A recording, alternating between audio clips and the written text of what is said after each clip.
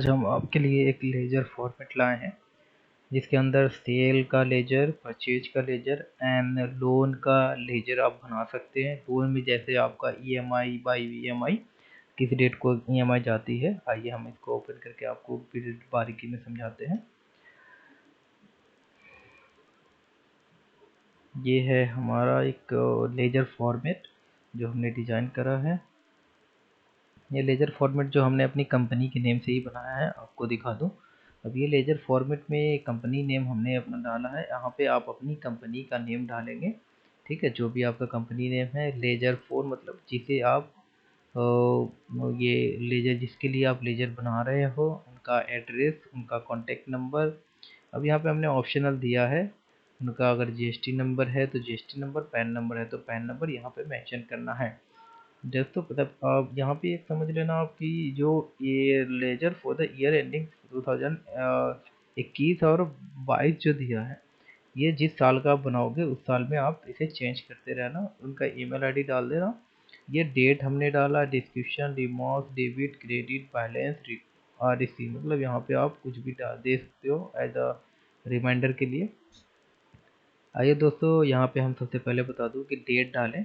इसके बाद हमने जो इनवॉइस रेज करा है वो इनवॉइस नंबर लिख करके इनवॉइस नंबर डालें। किस प्रोजेक्ट के रिगार्डिंग बिल गया है वो यहाँ पे मेंशन करें। फिर डेबिट अमाउंट कितना है, मतलब मान लो 50,000 का टोटल बिल बना विद जीएसटी, मैंने 50,000 डाल दिया। उसके बाद दोस्तों आइए, अगर हमारा कोई पेमेंट आया तो हम उसका मेंशन करेंगे, डेट, पेमेंट कैसे आया, बैंक के थ्रू, जिस बैंक के थ्रू आया वो बैंक का नाम डाल देंगे। यहाँ पे बाई बैंक, अगर बाई कैश आया तो बाई कैश। उसके बाद डेबिट अमाउंट में हम नहीं डालें क्योंकि उनका अमाउंट क्रेडिट हुआ हमारे इसमें लेजर में। तो हम यहाँ पे मान लीजिए 25,000 डाला, 25,000 ही मिला है। तो हमारा क्या होगा, 50,000 का पेमेंट था, 25,000 आया और 25,000 बैलेंस रहेगा। इस तरह से हमारा लेजर ये तैयार रहता है। आप इसे मेंटेन कर सकते हैं। इसी तरह हम परचेज की भी बना सकते हैं, सेम टू सेम है, इसमें कुछ नहीं करना है। बस उनकी क्या है कि जो बिल आई, डेट डालना है, उनकी इनवॉइस नंबर डालनी है, कौन से प्रोजेक्ट का इनवॉइस आया है, इसमें उसका क्रेडिट इनवॉइस, क्रेडिट अमाउंट मतलब उनके लेजर में ये क्रेडिट अमाउंट होगा क्योंकि उनका बैलेंस बच रहा है। तो मान लीजिए यहाँ पे अमाउंट डाल दीजिए। फिर डेबिट मतलब आप जब पेमेंट करोगे तो फिर इसके डिटेल नीचे आप लिख करके डेबिट अमाउंट डालेंगे जो आपने पेमेंट करा। बाकी सेम टू सेम जो सेल में आप डालेंगे डिटेल, उसी तरह परचेज में अगले बंदे का डिटेल डालना है। आइए हमने लोन का आपको लेजर समझाता हूँ। लोन में क्या है, कंपनी नेम डाल दीजिए।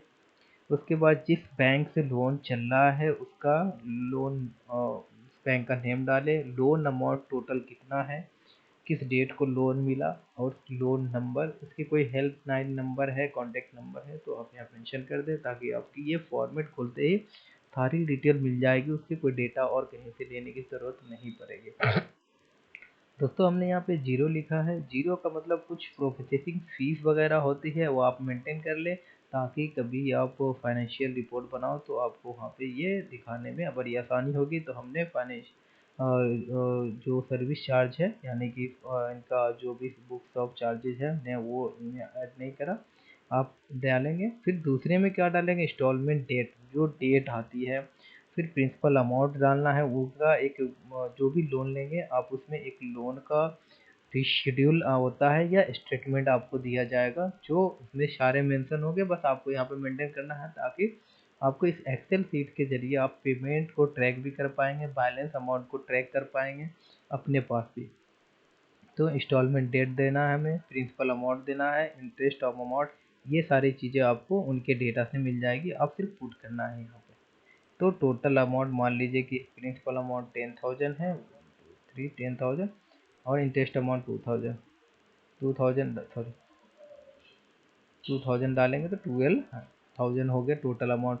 अब दोस्तों यहाँ पे हमें जब पेमेंट आएगी तो हमने इसी अमाउंट को यहाँ पे उठाना है जितना हम पे करा। इंटरेस्ट अमाउंट ये हो गया और कैलकुलेट, तो डेबिट अमाउंट ये दिखेगा और इस अमाउंट को कब हम पेमेंट करें। जैसे मान लीजिए कि हमने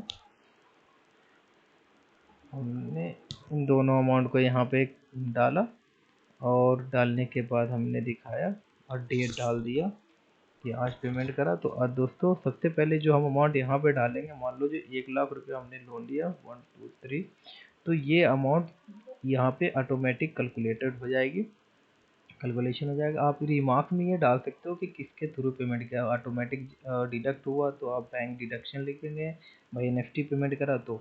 इस तरह से क्या है दोस्तों कि हमने एक ईएमआई पे करा तो मान लो 10,000 प्रिंसिपल अमाउंट पेमेंट हो गया, इसमें से 90,000 प्रिंसिपल अमाउंट रह गए, जो इंटरेस्ट अमाउंट है वो अलग।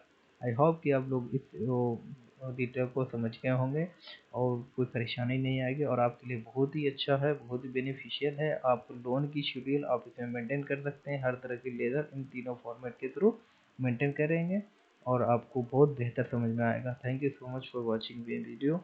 इस वीडियो को जो भी आप वीडियो देखते हैं इसकी फॉर्मेट की लिंक मैं अपने डिस्क्रिप्शन में देता हूँ, आप उस फॉर्मेट को हमारे डिस्क्रिप्शन से डाउनलोड कर लें लिंक के थ्रू और इसको यूज़फुल बनाएं। Thank you so much.